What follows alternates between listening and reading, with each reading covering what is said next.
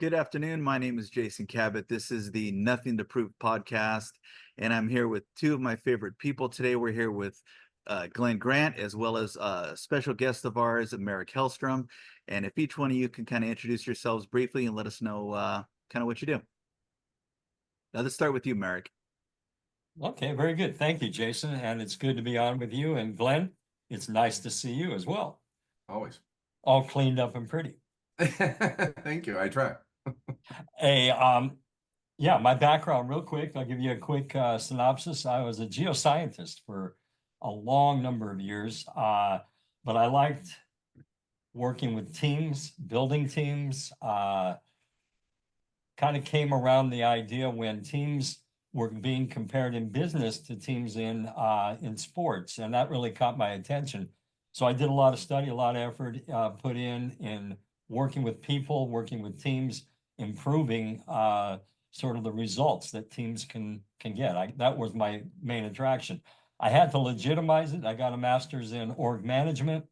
And then about 18 years after a career actually in oil and gas exploration as a geoscientist, I kind of went into consulting and then started my own company, purpose-centered coaching and training. And in that, I worked with companies from the Los Angeles Angels Developmental League to Amgen to mom and pop organizations, small and large, primarily around anywhere from 30 to 200 people. And then a few larger ones, like I said, with Amgen, that worked with the U.S. Navy and Marine Chaplain Corps. So I've done a lot of training. My primary interests are around probably the three principles: mind, thought, and consciousness, and also emotional intelligence. And so I have a lot of training in both of those areas. That's in a nutshell. I currently work for Insperity as a performance specialist. Excellent. Well, we're hoping one of these days you can actually get certified in that and have some success. No, very Yeah, impressive. he doesn't have enough degrees. No, not nearly, but So no, uneducated. very impressive, very impressive. Um, And my man, Glenn Grant. Yes, sir. So I am Glenn Grant, been a professional speaker and author for about 33 years. I've got a couple new books forthcoming: Compound Wealth, 9 Steps to Financial Freedom. I'm also working on Golden Years, Living in the Age of Isolation and Loneliness, which I think will be a powerful text on preventing dementia and Alzheimer's and what we can do to secure our retirements. I think both books speak to the issue of what we need to be doing in our 30s and 40s to start preparing for retirement. Author of The Psychology of Higher Living and also The Awakening, which I turned into a documentary film. Been a real estate investor, builder, designer, and developer for about 18 to 20 years, somewhere there. And yeah, just excited to continue to illuminate the issues of the human condition. Definitely an existentialist at heart, so love these dialogues, and I call them conversations of consequence. And just getting out there this year and doing my speaking and my writing and continuing forward on real estate. Excellent. And you guys know me, I'm Jason Cabot. I have no special skill set to speak of other than I love having these conversations.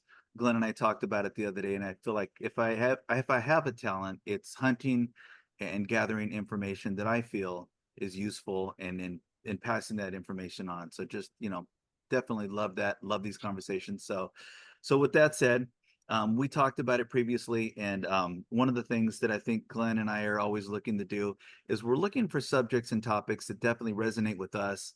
And the topic for today's podcast is going to be men's friendships, and Glenn and I definitely, that has really been a thing for us. We met through business and really became fast friends and fell in love with each other as fellas, and just, the information that we were able to exchange and the dialogues that our friendship facilitated.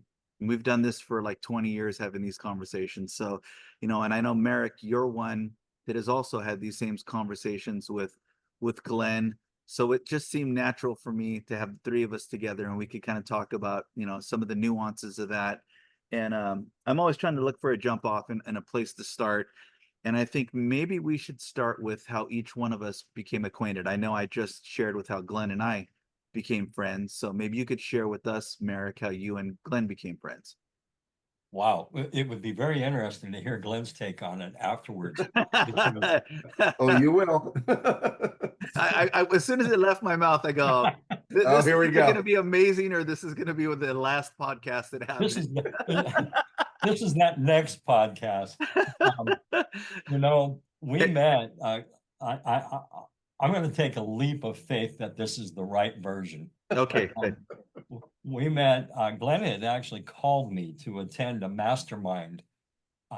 If I'd be interested in attending his mastermind, I think he found me somewhere on the web, and he was very interested. And for whatever reason, I don't know, but I got a call from Glenn. He invited me, and at that time, I was doing coaching and training in sort of my private sector, my private business, and I had some trouble going to the very first one he invited me to. And I was rather, in hindsight, discourteous. I didn't let him know I wasn't going to attend. Glenn Uh, hates that. Glenn I, hates that. I subsequently learned, and I'm not yet to the point where I can apologize, but a few more years we'll probably get. But he called me back, and he was very stern in the fact that he said, "Listen, you didn't show, and I was depending on you to show, and I expected you to show." Yeah. And I did apologize, and I said, "Yeah, that's very unprofessional. Can I make the next one?" And so I did. And I think from that point forward, we kind of developed a mutual like for one another, a very, I'd say, keen interest in our backgrounds and in sort of where we've walked in life. Yeah. Did I do it justice, Glenn? Oh, you did fantastic. And I did not put him in timeout. It was tempting, but we became fast friends. I love Marek, and I really love his what I call way of being. Carl Rogers wrote a seminal text on a book called The Way of Being, and Marek has this way of being where I always explain it to people is you just want to saddle up and talk with him for 5 or 6 hours. He's one of those guys that's just makes you feel that way, and that's a gift that he has. It resonated with me immediately, and then he became a valuable member of our mastermind group, and we developed the journey of our friendship, and he's been very pivotal in my life.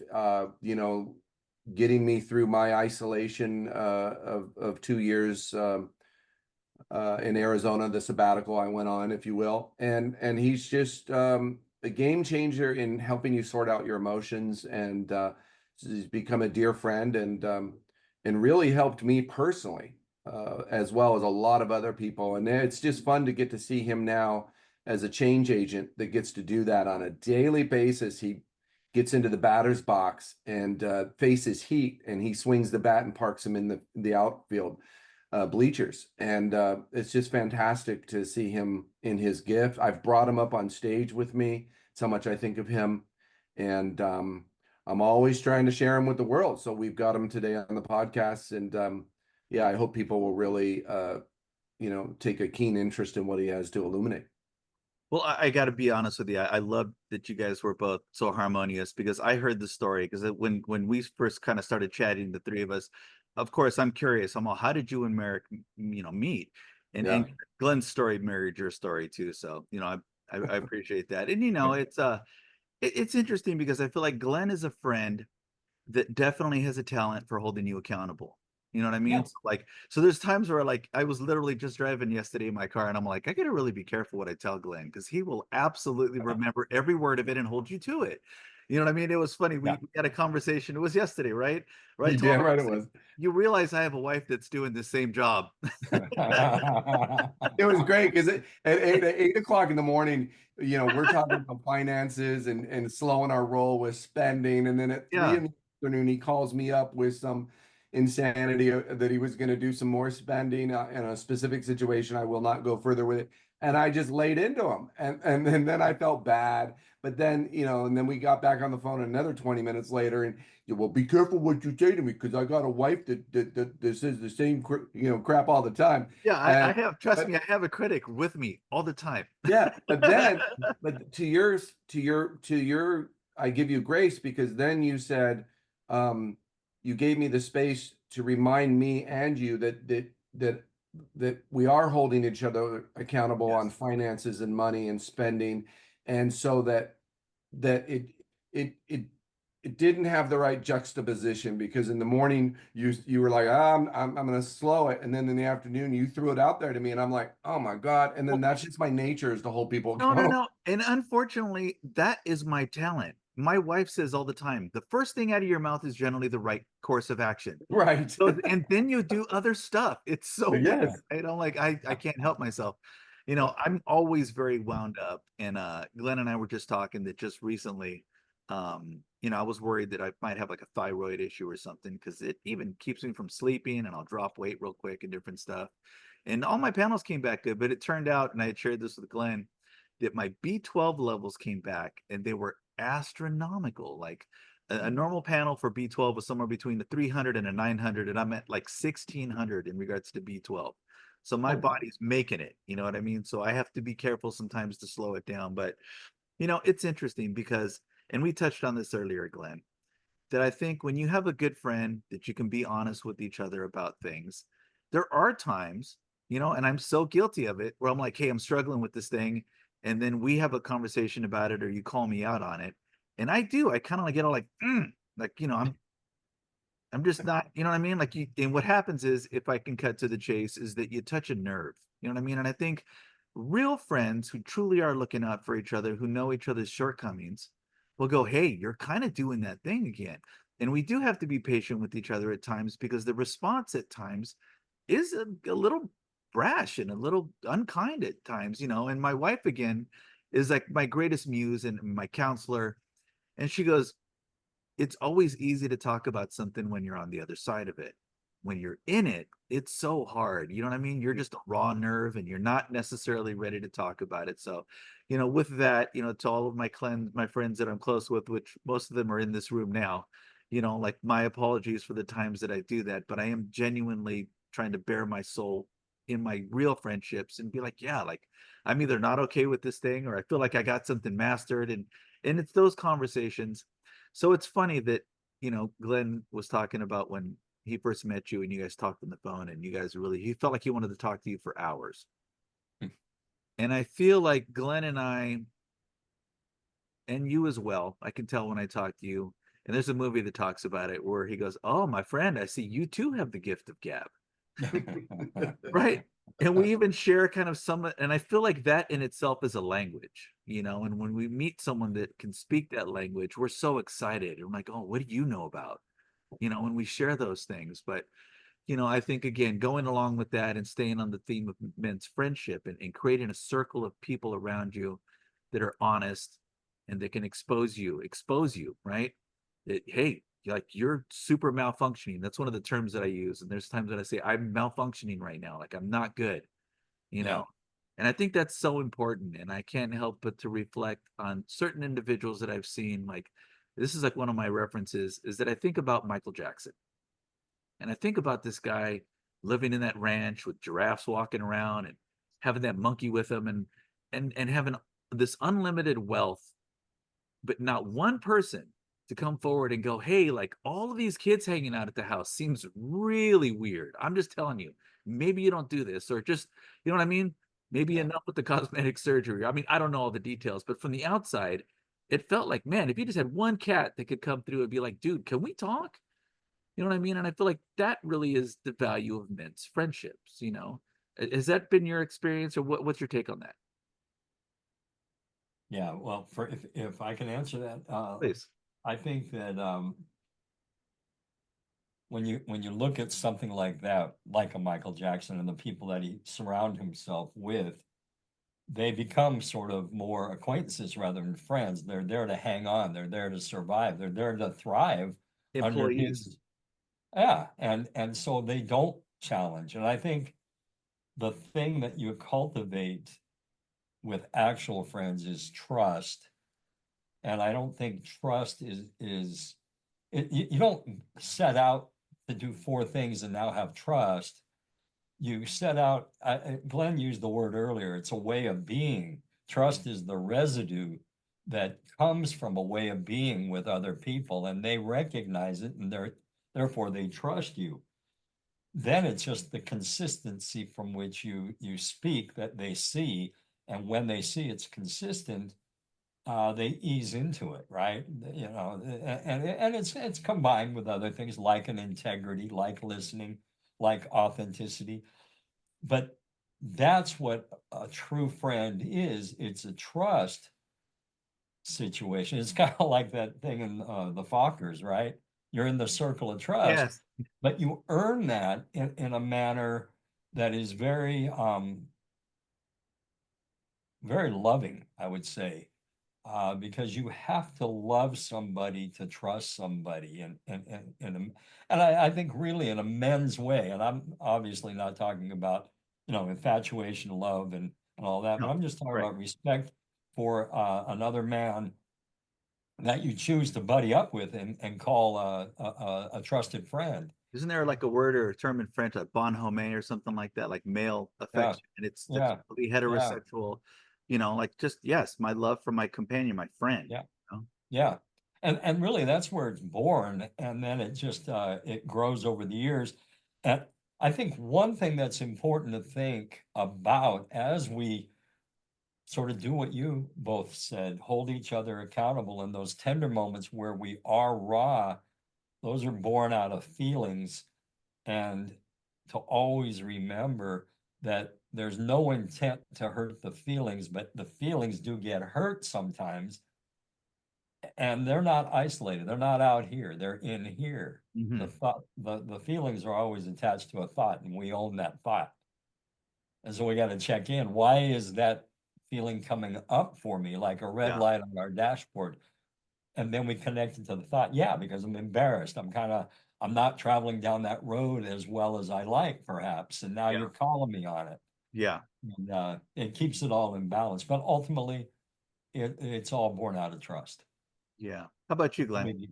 If I could share a thought, I wrote something down. I think what I've experienced in my life is sometimes friends disappear into their female relationships, whether it's a wife or a girlfriend. And I think what's really important to remember, and what I'm really proud of, is that I've been able to water the garden of these two friendships with both of you gentlemen.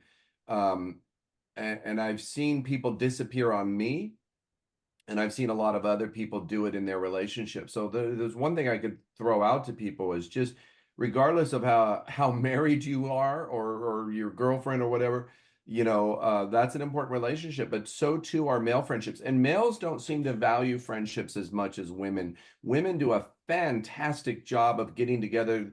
In their crew, they'll get their squad together with 3 to 5 of them, and they'll have wine and cheese and hang out on a weekend or even a weekday, and they value conversation and they value the exchange of feelings, whereas men are like, they can be very Neanderthal like, and it's just like, I get up, I prosecute my day to earn my money.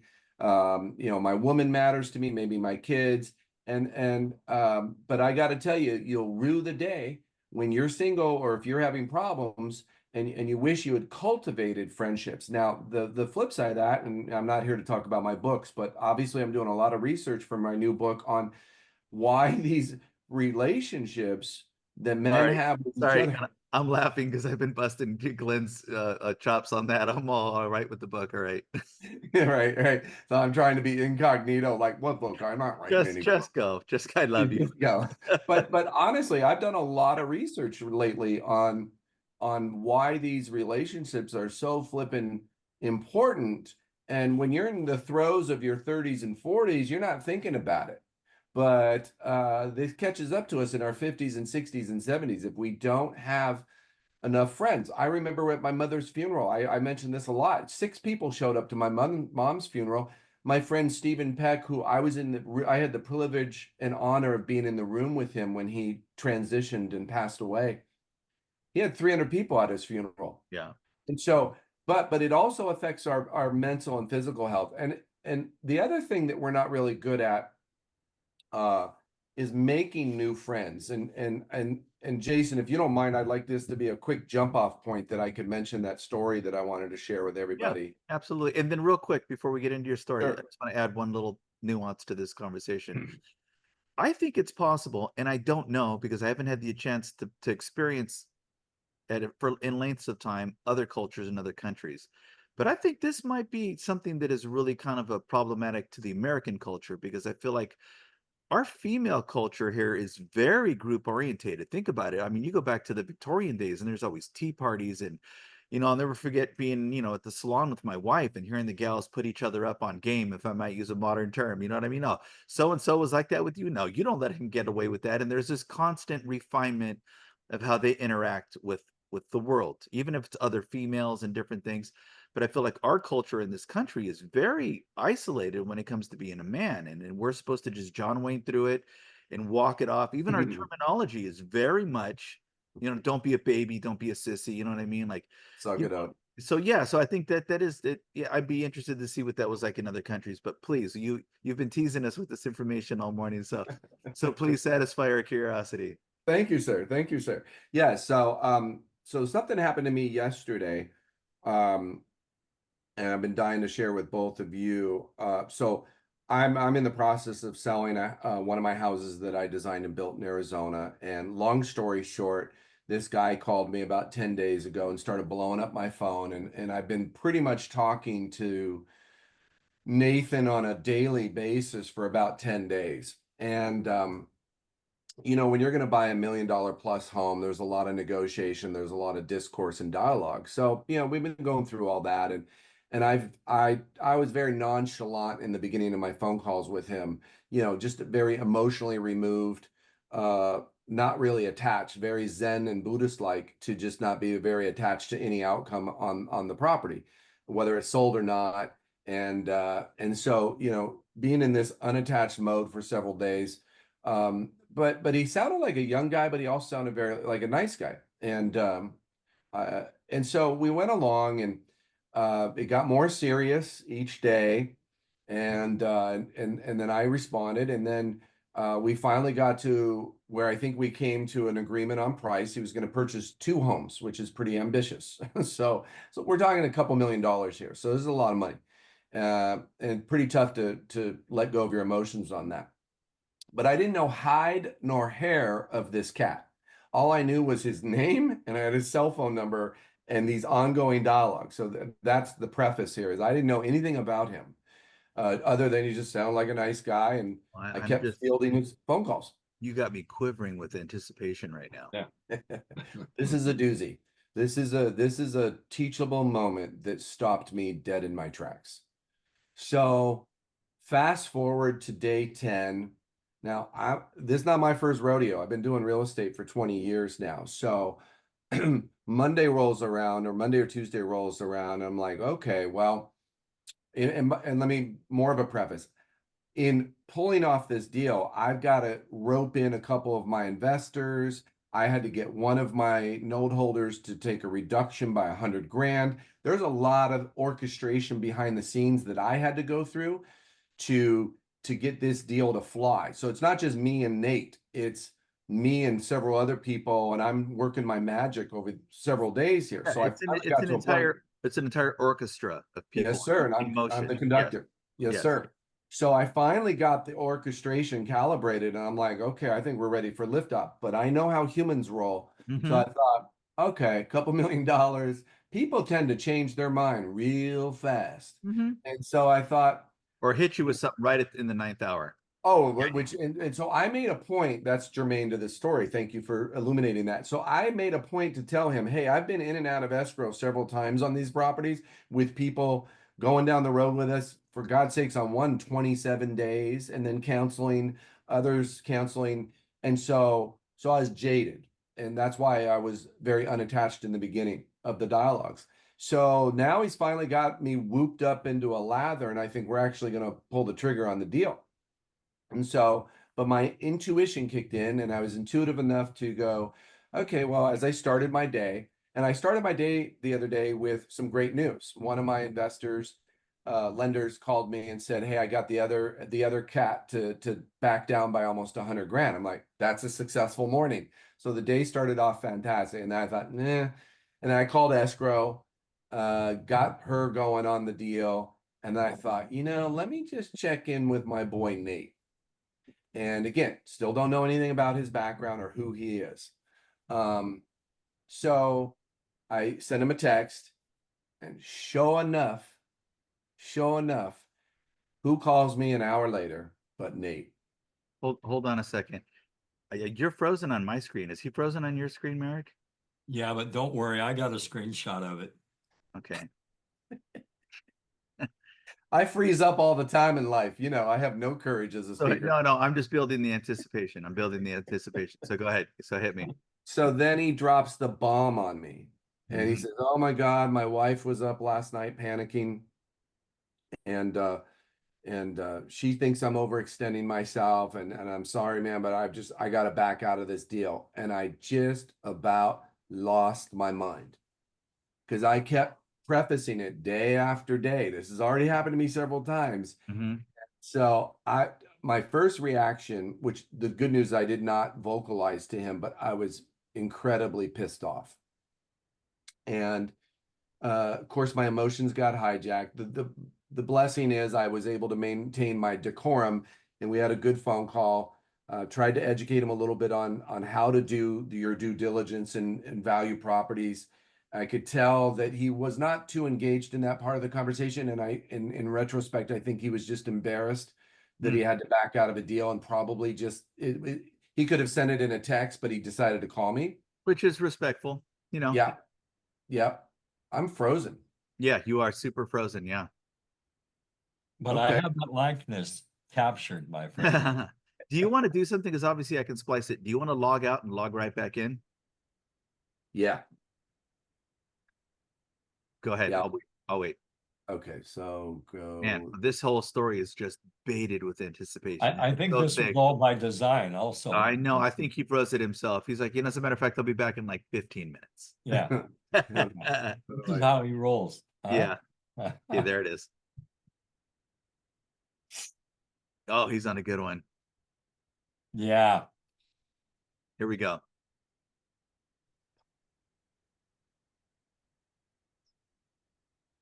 Okay. Does Zoom work yet? Yeah, you're in voice wise. But you don't get to see my incredible mug. So let me get my video going here. Yeah, if you turn, there you go. There it is. Aha. Excellent.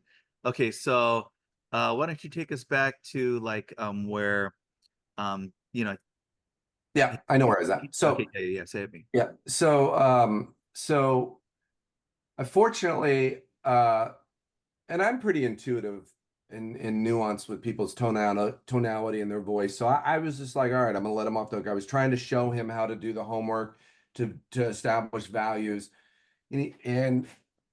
And so, but I could tell he didn't want to engage in that. So I just kept it cool. And I said, "No worries." He said, I've got some other friends I might try to do this deal with. So let me see if I can put something together. So the good news, we left the door open and the conversation ended with no hard feelings. And so I get off the phone, and then I got real curious. And in my mind, I'm like, "Who is this cat? I don't know anything about it." Sorry, And I had to sorry. close your door with my mind right now. Sorry. Jason has paranormal powers that are just phenomenal. So That's the Batman in him. so I punched his name into Google, and what popped up was the fact that he's a professional golfer on the PGA Tour. And then when I went to Wikipedia, his bio, and I read his bio off of Wikipedia, I was stopped dead in my tracks.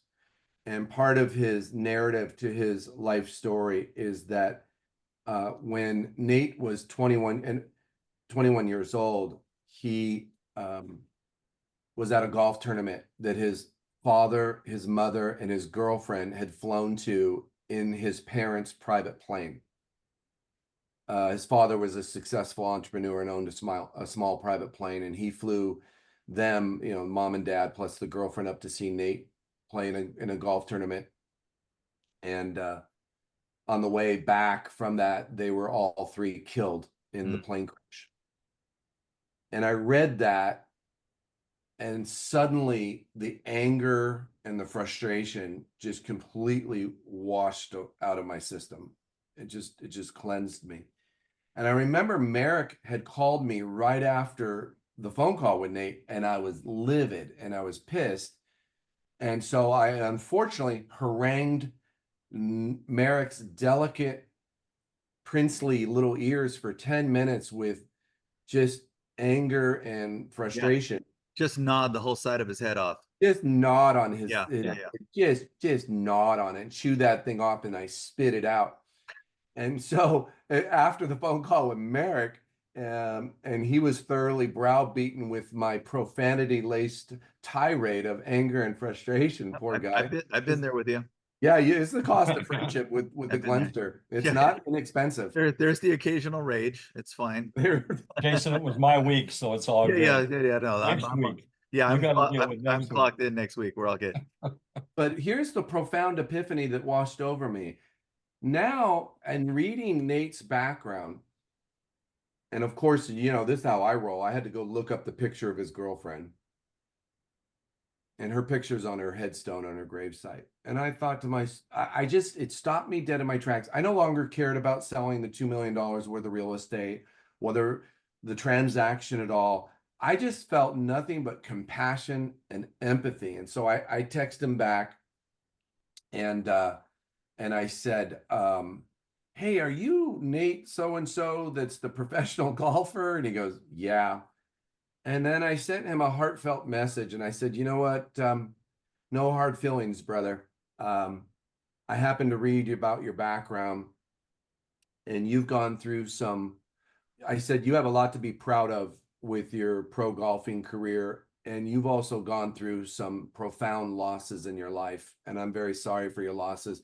I can relate. I've had a lot of death early and a lot of trauma early in my life, so I can relate. And I just want you to know I'm here. Like I said, no hard feelings about the conversation. I'm here to help. I've got a forthcoming book on this subject. I'm happy to share it with you.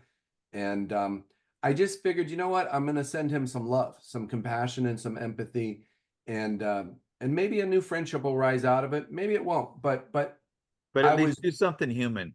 Well, yeah, and I was blown away at how so here's my point. When you find out about someone's walk through life and you find out that they've gone through a horrific trauma, it can make the lens of which you look at them, you can look at them in a different light. And it was really cool to just have all that anger and frustration of a lost real estate deal wash away from me. I wish I had done it before haranguing poor Marek, because he had to listen to a tirade, but it was just profound at the shift in my consciousness happening so quick. And then it just reminded me, here's my further point. It reminded me about the essence. And so then, of course, I was so inspired, I turned it into an essay. And I'm not here to obviously share that with you, but I wanted to just give you a brief synopsis of what I wrote. And what I wrote was, the title of the essay is, It Becomes the Whole That Is Left in One. Now think about that for a second. It becomes the whole that is left in one. And then further down, I say Tiger Woods has hit, well, let me ask you two gentlemen. If I were to ask you, how many holes in one do you think Tiger Woods has hit in his career? Quickly. Professional or amateur and professional? Professional. Professional career, how many holes in one? 7. Jason? Less.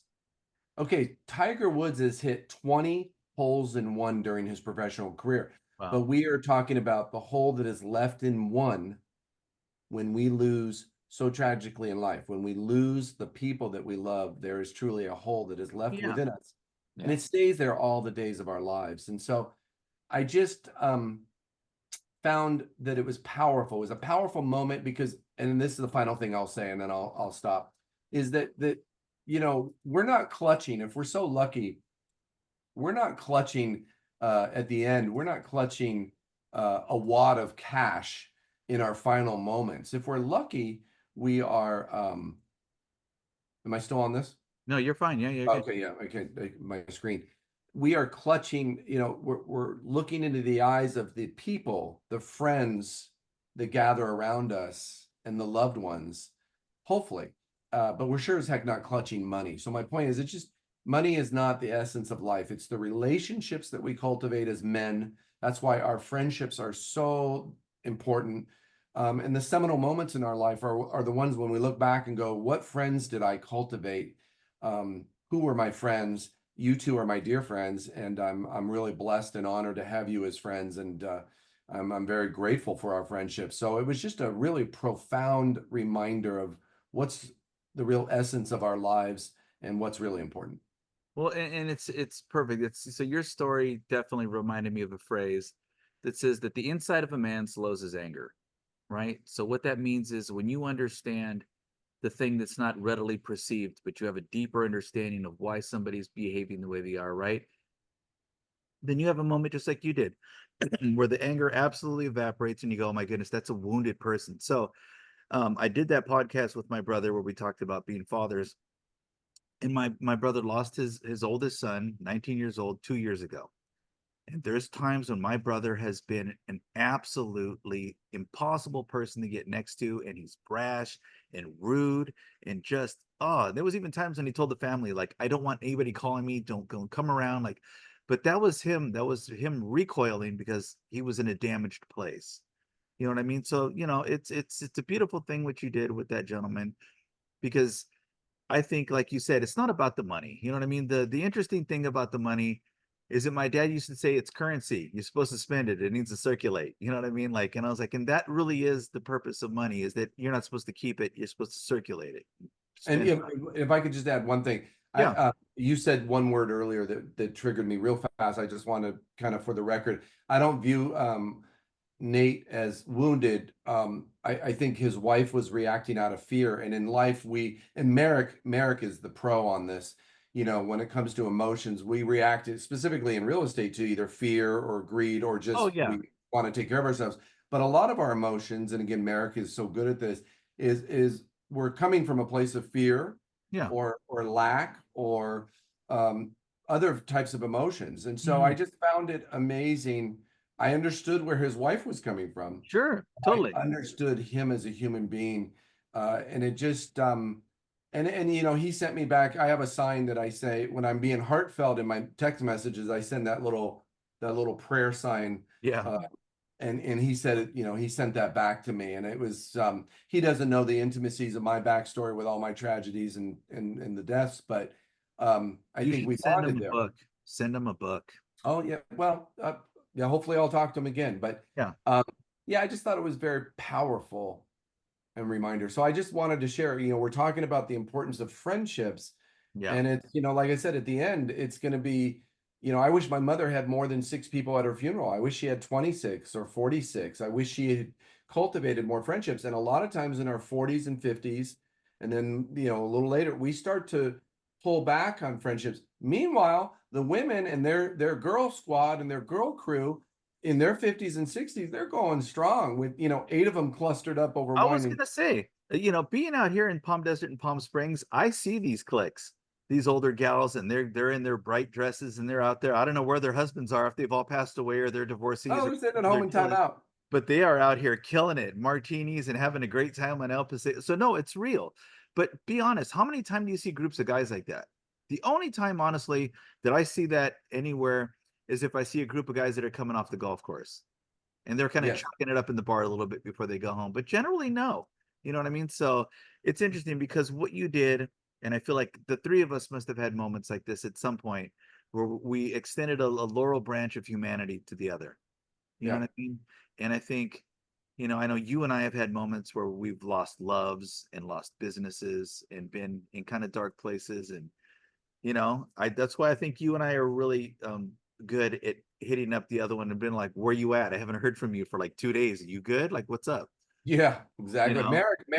Marek doesn't check in as frequently. You could be in the dog hole in a ditch somewhere, broken down for a couple weeks, and he might find you. But I know his when he does decide to rear his beautiful head, he is a absolute agent of change, and so I hold him in high regard, nonetheless. You know, you had mentioned earlier about culture, and the way men relate to one another. And one of the areas that's always been interesting to me, and my wife and I, we've talked about it on occasions, is where I do notice clusters of men. Mhm. I agree. The golf course is probably the one bonding place. Yeah. Um, culturally, I live in the San Gabriel Valley, and if you go through Glendale and you're driving with by any restaurants that have an outside patio or something on the street side, um, you can find Armenian families literally from the eldest to the youngest, and they're just there and they're talking and they're animated, and it's beautiful. It's so amazing that you said that because when I made that reference, I know that like there have been times when the wife have traveled overseas, and I feel like the Yeah. Mediterranean is one of those places where Yeah. that culture, where you'll see men gathered together at the corner, bistro, just chopping it up over a few cups of coffee, and there's Yeah. groups of men, and the Middle East is another one where you'll see them gathered around the hookah, and they're just sitting there doing things, but maybe that comes from the fact that those cultures are still very male centric. You know what I mean? Well, you know, And this country has done a great job trying to like emasculate us. yeah, and I think there is that John Wayne, I can do it alone. I can push through. I'm good enough. I am an island unto myself, and I can It's make such it. a terrible plan, It's though. wrong. It's wrong. Now I It's a met terrible actually plan. Glenn. You had asked earlier where I met Glenn. It was in a male bonding situation. He was in Folsom, and up in Folsom when I visited him, and I was really amazed at how he was bonding with all the men up there. Well, that was before I got transferred to Pelican Bay. That's the Gladiator Academy, and then I Well, then I came back down to Chino. I yeah. did not want to mention the Pelican Bay stint that Yes, you yes. had. I was trying to be kind. You've done remarkably well, Glenn. You've held up wonderfully. I thank you. And I'm trying to be well preserved. I'm trying to roll back the Yes. years here, which Yes. which leads me to my next part of this. I love to put my man card on the line, and I share my skincare routine with you two hoodlums, and I enjoy doing that. And I know Jason and I have had these dialogues, and I learned it from when I was married, um, back in the day. No longer, and so but it's not the social norm, when you can share these things and just not worry about being judged by your friends, even though I'm sure you guys have been quite judgmental of my Absolutely skincare not. routine. No, no, no, no. And 1,000%. So I feel like I remember talking to my kids when they were in school, and they were talking about fitting in and who was cool and different things like that. And I said, there's different trends that come into play. And even as adults, we see different things and styles of dress and whatnot. I said, you know who started that stuff? The one person who didn't care what you thought. That's right. They would just wear this velour button up, and that was their thing. Nobody wore that. I'm also, it really is about being bold and be able to speak about that. So it's interesting that's why when you talked about that, I wanted you to really elaborate on it, because do you guys know who Pharrell is? Pharrell is Or Perel. Pharrell. The So singer? Pharrell Perel, the the singer. shampoo. Yeah, yeah. No, no, yeah, close, but no. So Pharrell used to be with the Neptunes, and they did beats for everybody. There was a while in hip hop music where they did the Yeah. music for every hit that went on for like 5 years, right? So Pharrell is amazing. He's an African American, if that's still a acceptable term. And they were asking him one day because he still looks like he's 21. Like, I mean, he looks young. And Mhm. somebody was interviewing him. They go, dude, how do you still look so young? It's like almost weird. And he said the same thing you did. He said, I moisturize my skin. I take care of myself. And I thought it wasn't weird. And I think we live in an age, and I think I'm also one too, that I like saying the weird thing.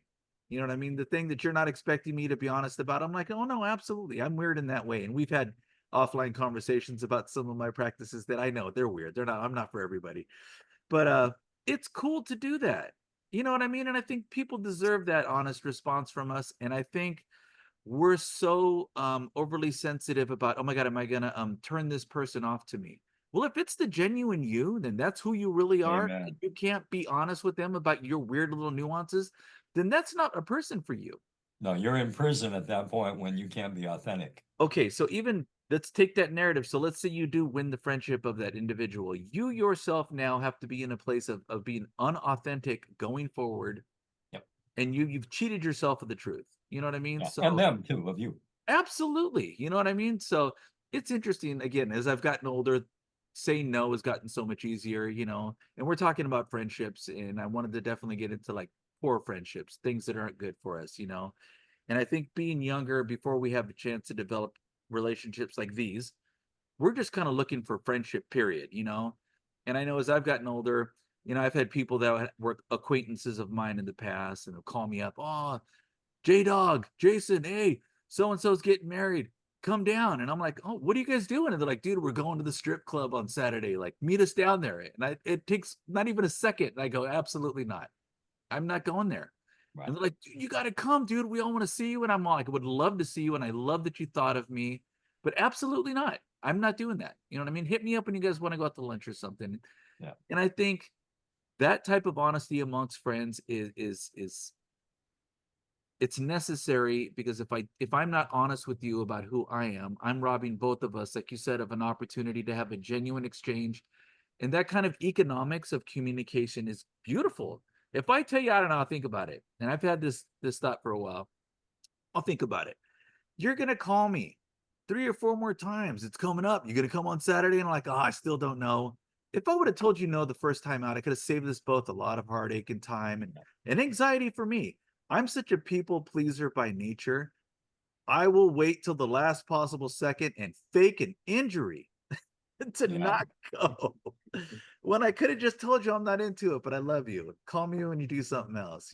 So it's tough, but I think it definitely comes from genuine friends, come from being genuinely friendly, being honest. Yeah. Yeah. And that's the integrity, right? I mean, there's the character is kind of like, these are my values, these are my morals, these are my ways of being, but it's the integrity that says, are you living them? Yeah. And it's interesting because I think we've all had this moment with somebody where we're all like, no, I'm not into it. I'm not going. And they're like, no. And I'm like, no. And they're like, I'm not going either then. Well, and They you, were looking for an excuse too to not do this thing. yeah, Yeah, Jason's not going. I'm not going. It turns out 3 other people aren't going either. And they literally will change the event. Turns out nobody was into it. yeah, but So nobody had the nerve to say so. no. It's like that in meetings in business as well, where people are sitting around the table and you hold back and go, well, I better not say this. They'll think it's stupid. And I encourage people that that's the best time to say it, because now you've opened the door for other people to share. If you can share in sort of that backdrop of, well, this might not be a very smart idea, but here it is. Now you open the door for real conversation in that room, Okay, so creativity. if we could talk Um, about that, because I know that's kind of your genre too, in regards to business coaching and stuff. And I feel like that friendship amongst men too within business. Yeah. So the company that I represent and am a partner in, we have like this practice where even one of the partners calls us a think tank, right? So one of us will come up with a hot idea. Hey, I got this thing. I'm thinking about doing this idea. And we intentionally have a culture where we're like, let's try to shoot holes through it. If none of us can think of a good reason not to do it, we try it. You know what I mean? So with Yeah. your coaching within the Yeah. professional industry, like what are some of those practices and what are some of the things that you do to change culture that is toxic like that, where everybody's afraid to speak? Yeah, no, I mean, that's the key, really. Business is really no different because business is formulated with people. So we have the same issues, right? Okay, people over here in relationship, people over here making a buck, with a product or a service. So we have the same thing. I like to utilize things like, you might have a dumb idea, but it might be the dumb idea that leads to the great idea. All you did is open the faucet. Mm-hmm. And now people are going, God, that was pretty dumb. Well, I have nothing to hide. Here's my idea. Yeah. And so you start to really share, because you can't share creatively if you're held back. It's just like that answer to that question. Hey, we're going to the club. You want to come along? No, flat out, no, it's all cool, but I want to meet up with you guys, so let's do it when you're going out to dinner. Well, it's the same thing around the table in a conference room where you're trying to be creative. If you're not opening up, you're bringing 70% of yourself there or 60%. And if you're on the company dime, you're earning a check, whether as a consultant or as an employee, they're not paying you for 67%, they're paying you for 100% of you, your Right. experience, your ideas, your thoughts, and you owe it to them. Well, and I think that there have been times, like in professional situations, and I come from like a marketing background originally. Mm. And I think of things like the Teenage Mutant Ninja Turtles. Like I would have loved to have been there when that pitch went on. Like I got this idea for Yeah, this, right. right? For this, it's not even a cartoon, a live action movie where they're going to be Teenage Mutant Turtles that are also ninjas. And somebody went, wow, that's just crazy enough I that don't that get would my head work. on that. Yeah. You know what I mean? So, Glenn, I'm going to ask you a question. So, Yes, sir. how do you think that we as men take that same freedom to express each other, not just in business, but in groups like this where we have trusted individuals? How do we also use that? Or does it come from this originally? Or do you feel like, where does it come from? Do we bring it into business or do we cultivate it here? I think we cultivate it here. I think, I've worked for Fortune 500 companies myself and large organizations, and it takes some courage to just speak your mind. But we cultivate it here. What I do with you two guys is oftentimes over the last 10, 15 years, you've seen me share things that I've done in my life, my regrets, things where I wish I behaved differently or better, made better choices as a human. And so I think one of the hallmarks of friendships and cultivating them is that we don't try to impress each other or outdo the other one. And a Yeah. point I wanted to make, which I learned many, many years ago, I developed a friendship when I was married through that marriage with a third baseman for the Los Angeles Dodgers, who's recently become inducted into the Hall of Fame, and he probably made north of $200 million in earnings, the Okay, hold totality on. of his You, earnings. you confused me. It sounded like you were married to the third baseman from the Dodgers. No, no, it's a friendship I cultivated There you during go. my Sorry, I missed it. Sorry. no worries. And I learned through that friendship with him to not be competitive and go, that cat gets 100-mile-an-hour pitches Yeah. thrown at his head and he parks them in the bleachers. Knock yourself out and all the power to you. Um, and so what I find in male friendships a lot of time is we're competing. What car do you have? What house do you have? How much money? The one thing friends don't usually talk about, which is different for you and I, Jason, is they don't talk about money because men feel emasculated and they feel that it's an affront to their manhood to talk about money. In fact, that's a dirty secret that men won't even good luck even having that conversation with their spouse. That's the one issue that's inside of a man wrapped up in a steel cage where he won't even talk to his friends or his spouse. If he can avoid it, he'll keep his feelings about how much money he makes and have that correlate to his sense of self and and worth to himself. And so where I try to let the vulnerabilities down is, with you guys, obviously I share everything, my failures and my successes and the things I've done wrong or wish I'd done better as a human and where I failed. And I think that's where true friendships grow is you can admit those things, not worry that you're going to be overly judged. And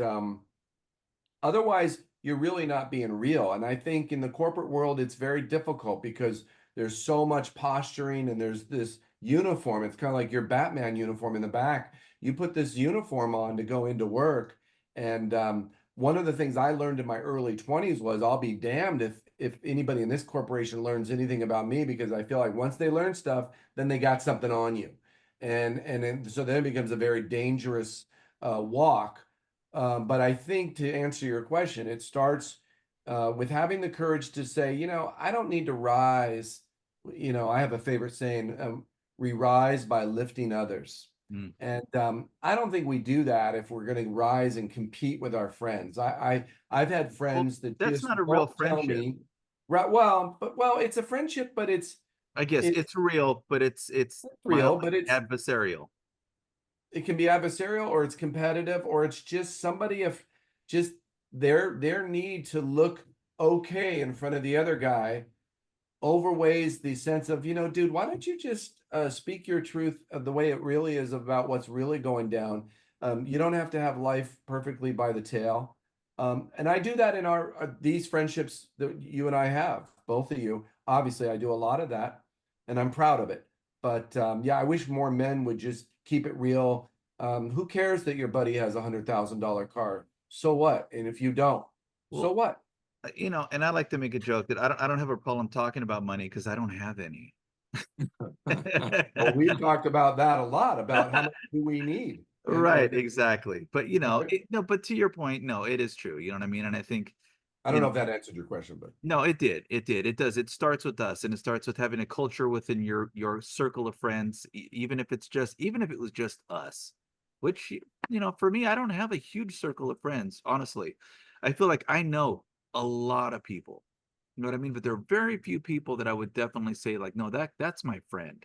You know what I yeah, mean? I could go to him and all wounded and beat up, you know what I mean, with the eyeball hanging out, be like, bro, I'm not good, and they not use that moment of weakness against me as a tool, not weaponize my weakness, you know what I mean? So I love that word, weaponized. That's yeah, fantastic. no, and it's tough, and I think it's weird. I've always said that I never played sports. I did a little bit as a kid, but I knew it wasn't for me. And as an adult now, I know why I didn't like that because I'm not competitive.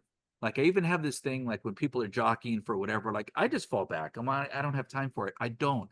Like I hope you're better than me. I love you and I want And you to you be great. feel better. Merrick used to be on the girls' swim team, so you're in good shape. What a great dude. That's a smart kid. My son got into swim when he was in high school. I went to pick him up one day and I was all like, "Oh, you're not a dumb kid at all. Like you want this is the co-ed swim team is the place for a kid in high school." You know I'll, what I I'll mean? say So I'll say this, and I don't want to cut off Merrick because I think he probably has a comment to my slight there of Josh and Brown, but and I'm not going to divulge all the details. But Merrick and our friendship, I think, strengthened. He could probably say that it weakened, but I'll let him illuminate that. He had a situation in life, and I recognized it unbeknownst to him, and I rallied around him and to help solve the situation. And uh, I knew what he was dealing with, and it probably wasn't the easiest thing to have somebody, a friend of yours close to you, see what he was dealing with. And it all had a happy ending, and it turned out well. Um, but I think it strengthened our friendship. I would hope, and I don't know, maybe you'll tell me different, Merrick. But I thought that was a seminal moment in our building of our friendship of that. And then in turn, you returned the favor when I had to lean so heavily on you emotionally to get me through that chapter of Arizona. That was, and I thanked you profusely, and always felt bad the times I had to harangue you with that, but you were always there as a good friend. Yeah, no, it's it well, I think what Glenn is referring to is, I mean, I know what Glenn's referring to. Yeah, yeah, you do. and there's no Um, need to go into detail if anybody's uncomfortable and you know what I mean. Just no, it was a very interesting situation. I had no insurance, and I had a physical I had an entity, a hernia, and I had no insurance. It was about, I think I went in, and what was it, Glenn, about $5,500 to take care of Yeah, it. yeah. And he rallied that money up within about, I don't know, 30 minutes or something like that, calling people that knew me. And then he called me back and he said, "Hey, listen, are you sitting down?" I said, "Yeah, what's up?" He said, "I hope you're not upset with me at the end of what I have to say, but I need you to you say you have some money, you can go put a down payment, go make that down payment because I've got the balance for you." And so it covered the cost of something that I needed done, yeah. and I didn't have the funding to do it, out of pocket. And he took care of that just by the way. first of all, his concern, but then he utilized connections and he knows how to speak to people to move their hearts pretty well. So, you know, I'm sure he painted that I'm passing this next Thursday if they don't come up with money. So I don't know how he did it, but he did it. And but I did not do anything out of condition, whether you had done that or not. I think, you know, you were going through what you were going through. And, you know, just like you didn't do anything out of condition to help me Right. previously, you just took care of what you knew to do. And I do as well, and we all do it to one another. I think going back one page, identity is where we get tripped up as men. Mm, And we identify our worth as, you know, our job, what we do, or our bank account, what we have. And identity should never be in either, because if you lose your job, you can't lose your identity. So where are you, right. bud? You Right. know, if you lose your money, where are you? And so identity is something internal to the person. And it goes back to what you both were talking about earlier. We've all kind of shared about the idea of integrity, and you're a person of authenticity. You don't grapple in trying to be something you're not. And you certainly, if you go there, you give yourself grace for going there, but you know you'll be out of that sort of area quickly. Well, and I think too, what Glenn did in that moment, and Glenn shared this story with me, and I was super touched that he did that. I was like, man, that's my dude right there. You know what I mean? Yeah, Like, a friend that really needed something and just got into action about it. So I think to your point, like when you can't do something, you've lost your job, you don't want to lose your identity type of thing. I think part of being a good friend and really just being a good man is if you have the ability to be kind and be generous to do it. yeah, You know, I love little phrases that I hear, and I'm always saying I send Glenn little screenshots of stuff, and I saw one that said a generous man never goes without.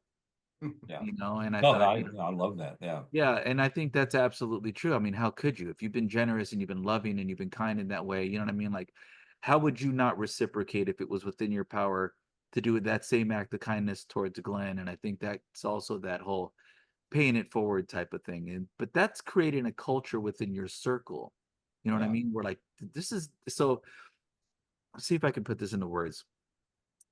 So I feel like Glenn and I have had these conversations for decades now where we created a culture just within our friendship that to me was such a unique thing that made me even evaluate myself differently. And I think Glenn and I both collected the equity from that relationship in such a different way yeah, that we were like it made both of us better. And I know there's been times where like we've walked away from things and I hear myself using Glenn's words, and and I hear Glenn using my words, and between the two of us I'm like, I don't know if either one of us did any of this, or just somehow our friendship together made us both better dudes. You know what I yeah. mean? It is better men. And I think, you know, I know a No, lot of times. Go ahead. no, I didn't. I'm sorry, dude. I was just going to add, one of the hallmarks of our friendship is I always know because you say it out loud. And I think there's a lot of things men don't say out loud, and women do a much better job of saying to their girlfriends a lot of critical things out loud. But one of the things that you do a great job of is listen, man, no matter where you're at, no matter what time of day or night, if I'm stranded out in the desert, and that actually was very real for me because I've driven back and forth through the desert probably, and this is not an exaggeration, 75 times over the last 5 years, 6 years, all with all my, Johnson to Arizona for my real estate investing. And so calling you up in a real moment to go, hey, it's 2 o'clock in the moment. I'm in the middle of the desert. I know you would be there. And there's friends I have that I know wouldn't be there that I couldn't call up. That's a real critical thing. I just think that I would encourage people that are listening to this to really dig deep to water the garden and cultivate the friendships. I've lost a few friends along the way, and it's broken my heart, and it's been very sad. I've friendships that have gone their separate ways, and my friend Ray, who died, and died early in life in his 50s, and it leaves a hole in your soul, but also it's just so critical to develop these friendships, both for our emotional well-being, and just in general. And again, I think that's where women have us beat. And I just can't emphasize the importance of how critical it is to have. We don't have to have 15, but if we can have, just a few good men, that's why they named it that movie. So it's interesting because I beat my dad up a lot on this podcast. You know what I mean? I do. And Oh, you do. You put him in the hurt locker. I know. Love it. So I'm also gonna pay that man back right now. So I learned that from my dad. My dad used to basically have a very similar saying where he would tell me, right? Mijo, if you ever get in trouble, you already know. You call me and I'll drop out of the clear blue sky to come get you. Right. And I know my dad was serious about it. So is it possible, and I'm just having this thought right now, is it possible that as grown men, right, we feel vulnerable at times because I don't have that man to do that job for me anymore. I don't have a dad that's young and viable that I know could fight his way through a group of people to come save me. So with that said, is it possible that we make each other better by giving each other a sense of security and a backup plan in the event of an emergency by being that for each other? I never realized what it meant. I know I mean it when I say it. If you got stuck in Button Willow and I had to come give you at 3 a.m, you know where Button Willow is? I do not. It's some weird, there's a gas station and a taco shop and a hotel and a lot of hookers at Button Willow. It's like this weird truck stop on the way to somewhere. Fantastic. Yeah, no, but if you know what I mean, but I think knowing that you can call one person who genuinely will be like, where are you? Drop me a pin. I'll get on a plane right now and buy a ticket and come get you. Like, we don't have that as grown men. And I didn't realize that until this very minute. I had a friend. Who would do that? Yeah, well, a few We people. would. Yeah, we would. And I had a friend a few months ago. His father turned up missing, and his last whereabouts, he was out in the desert in Blythe. And I told Andrew, I said, Andrew, listen, man, I'm ready to go now.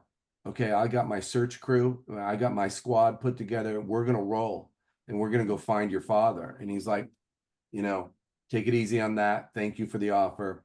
But I was serious that I was going to drop what I was doing on that Saturday. I remember the phone call very well. I was going to, and I'm not saying this to make myself look good. I'm trying to make a point here, is that I think it's important to do things like that when you can, I know I sleep well at night knowing that I could call you guys, and I felt good. I ended up being the pallbearer at that man's funeral, and so while he was lost in the desert, several weeks later, I was carrying his body to his final spot. Yeah, And that's an honor. Followed you your whole life. Say again. Yes. Death seems to have followed you your whole life. Well, and I've embraced it though, because as a speaker and a writer, I profoundly love, as strange as this sounds, to talk about death, because it makes living powerful, and it makes to have a reverence for so much death gives me that daily walk of like, what am I doing in life? Chop, chop, brother, get your acting gear in, and you don't have time to screw around or screw yourself up. And so death is a teacher for me, and it's a constant reminder of where am I going? What am I doing? Who am I connecting with? It helps me in my friendships with you guys. It helps me cultivate things in the world because a lot of times we can take, if we haven't had a lot of death in our lives, we take it for granted.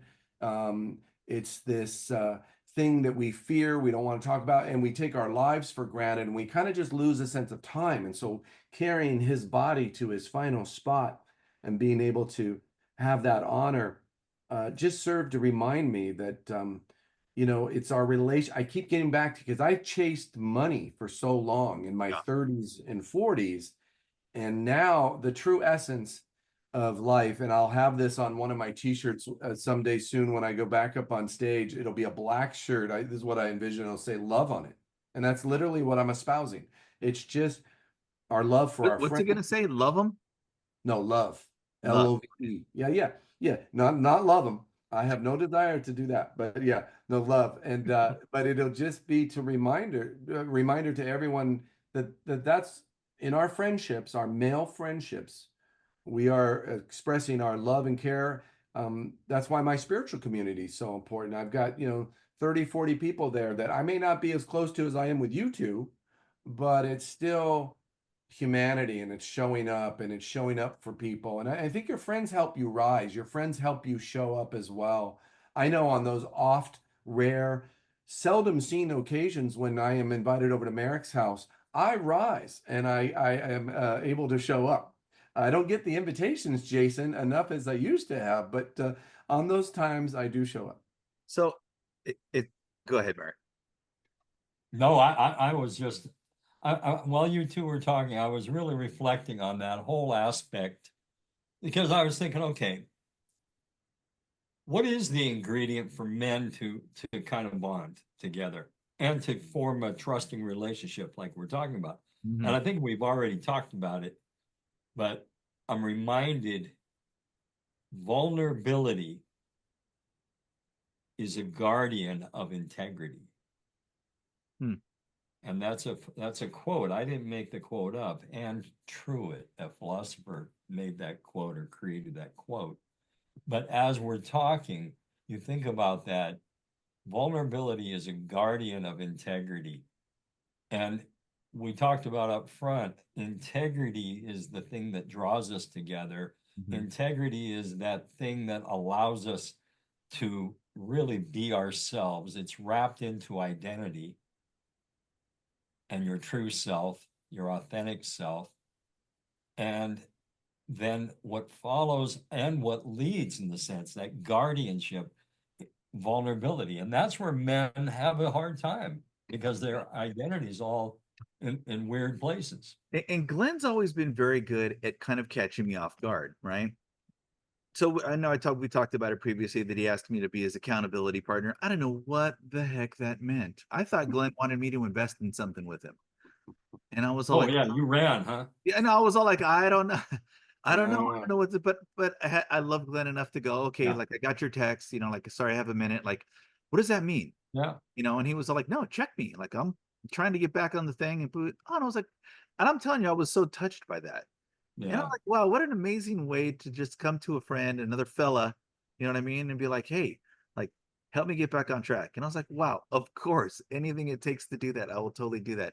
It was to get back on track into the gym. So just so we're clear. Yeah. Not Yeah, like I took it totally different when he asked me to be his accountant. So I'm peeking in his windows at 3 a.m. Yeah, absolutely. Yeah. Well, I actually asked him to share his location with me at that point, which he's since turned off. So I'm assuming he's back into bad habits again. Well, no. What happened was, now in my defense, see, Merrick is nefarious by nature. He has a nefarious way of being, but Yes. so he will peek into your window at 3 in the morning. But no, I actually, I wish you would. yeah. I'm gonna scare you, Merrick. But I I You're just coming back from Batman at 3 a.m. I'm still in my suit. Yeah, Yeah, absolutely. you don't want to peek in Batman's window at 3 in the morning. But I wanted you to hold me accountable to getting to the gym every morning. And I kind of gave up on that after about 10 days because the neck issues Yeah. that I've since had my cervical epidural, my steroid injection in, and the hip issues, have curtailed my gym activity temporarily. But so that's when I turned off the location, said, okay, we'll revisit this in a month when I get Right, those right. results. When it's reasonable. Yeah, when it's reasonable, but it's a great thing when a friend's willing to hold you accountable on whether it's your spending habits or the gym habits or just Merrick's propensity to put on women's dresses. Whatever the proclivity is, we can have it fixed through accountability with our men's friendships. Merrick, Which one went best, the blue or the red, do you think?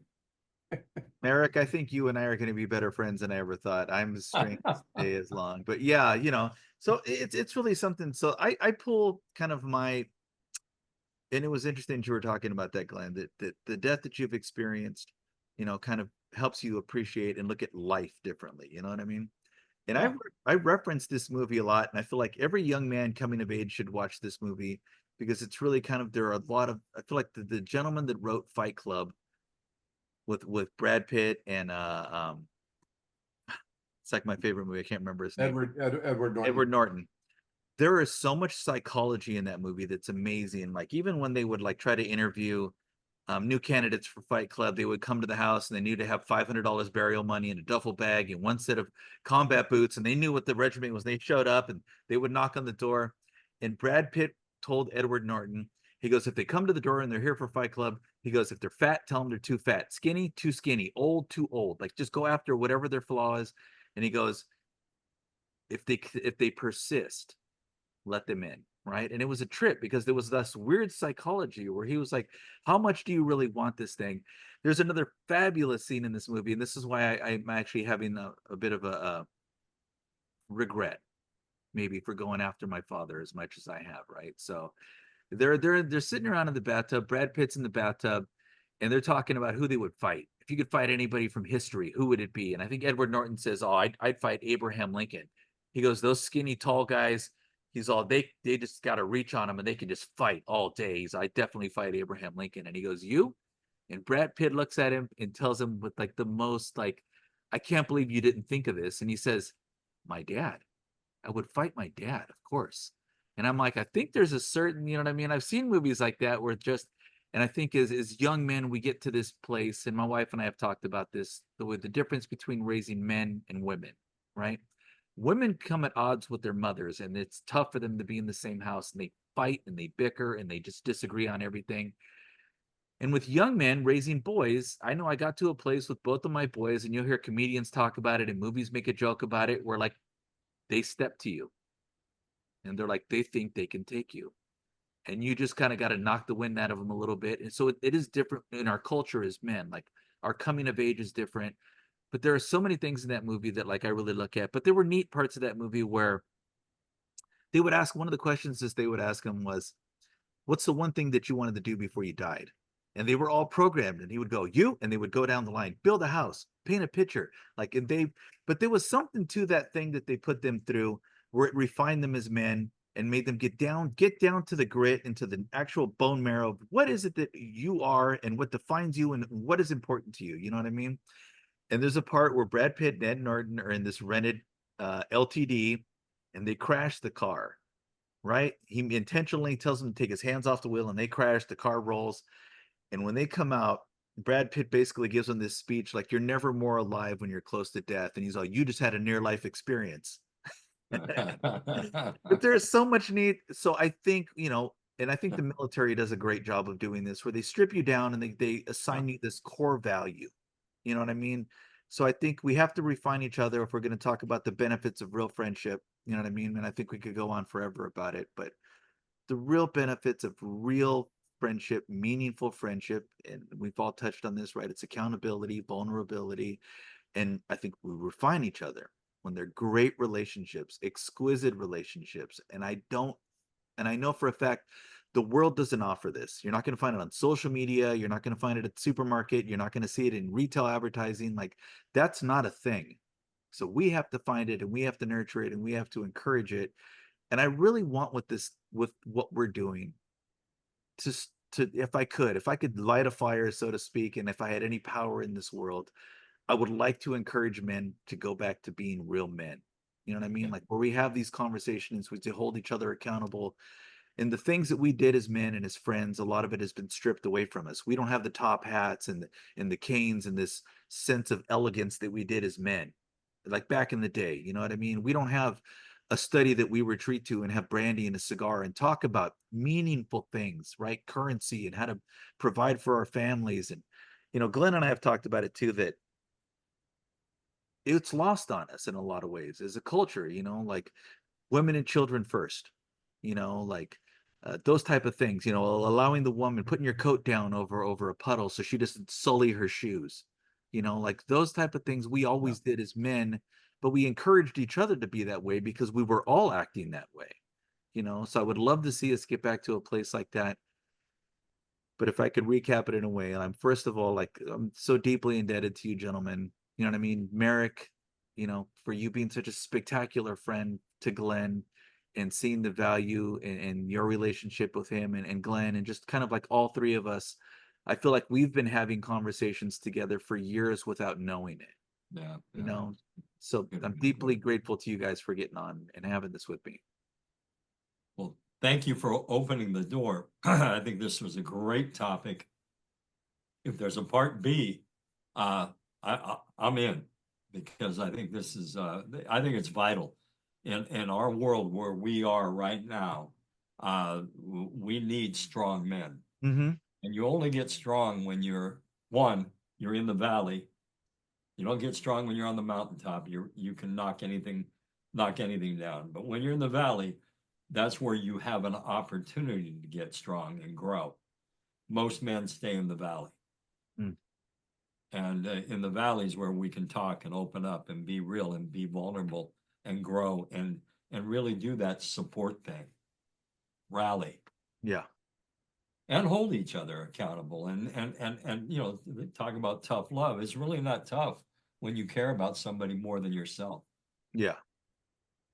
Yeah, absolutely. So, yeah, I appreciate you guys. You know, maybe the part two, I was thinking about this because I feel like it is a hallmark of great friendship amongst men.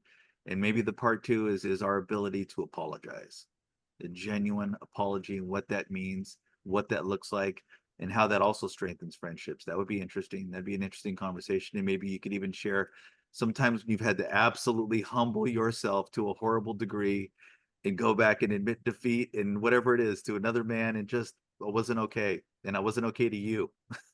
You know, so maybe Oh, we that'd be huge. That'd be yeah. absolutely huge. Glenn, I just want to say I'm sorry for missing that very first invite to your program. I appreciate the apology. I hunted you down nonetheless. And as emblematic of our friendship has been just that you've always shown up. So you showed up after I hunted you down and you've always shown up. And that has been emblematic of our friendship. So So I'm Amen. grateful. Glenn and I have had a moment similar to that. We lost each other for a while. Yeah. And Glenn was unfortunately in a place where he was not well and he was fighting cancer at the time. And I think I must have been going through my divorce or was having some sort of turmoil in my own life. But when we came back together and we reconnected, I definitely had to apologize to him for that. You know what I mean? And I felt deeply, I was damaged for behaving that way. And him and I made a pact with each other, and I'm going to extend the same pact to you, Merrick. Okay, I would love to consider you a long-term friend, and I made a promise to Glenn, and I'll make the same promise to you. Okay, I'm not always going to be the person you like. I'm not always going to tell you the things you want to hear, but I'm never going to cross the line with you and do anything that will damage our relationship permanently. Nice. Yeah.